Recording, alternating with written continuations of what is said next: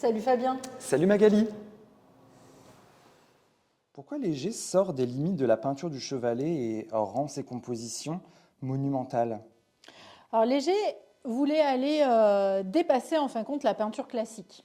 Il disait que, par exemple, quand il va créer ces fameux bas-reliefs en céramique, il veut aller au-delà de la peinture de chevalet, créer à la fois des œuvres monumentales pour l'espace public, afin de rendre l'art accessible à tous, et en créant ici aussi de grands bas et hauts reliefs en céramique. Cet objet, qui est assez intime du tableau, devient un objet totalement libre et accessible.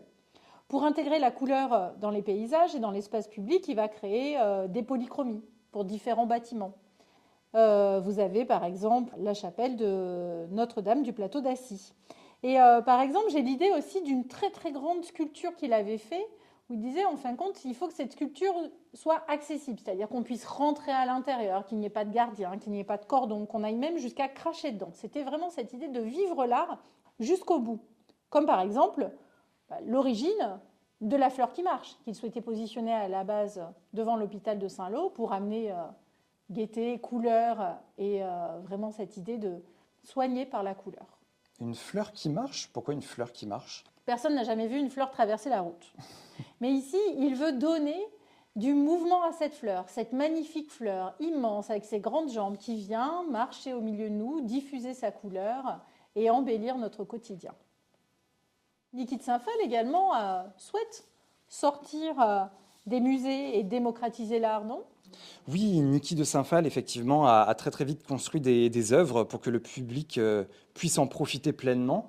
Et elle va réaliser donc, notamment ces fameuses nanas, donc ces grandes sculptures féminines, des nanas qui peuvent être extrêmement monumentales et dans lesquelles on pouvait rentrer aussi à l'intérieur. Et en fait, du côté de Fernand Léger comme du côté de Niki de Saint-Phalle, personne ne doit se sentir exclu de leur travail.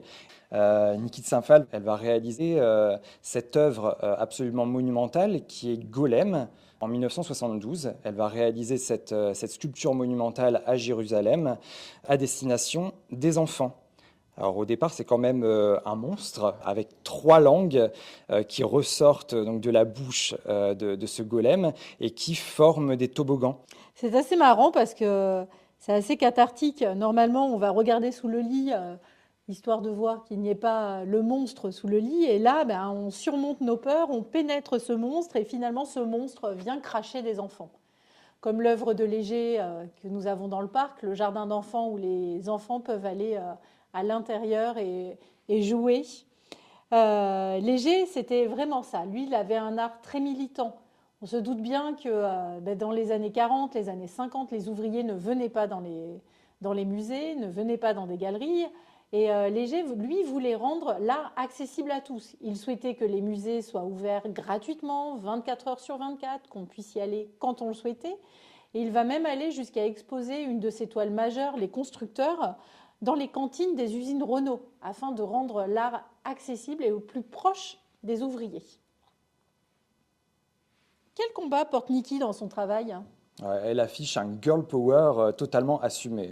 En fait, Niki de Saint-Phalle va exprimer à travers ses œuvres, notamment à travers ses nanas, tous ses désirs de liberté, tous les combats engagés et toutes ses revendications pour que les femmes du monde entier puissent s'émanciper, n'aient plus peur, qu'elles vivent, tout simplement.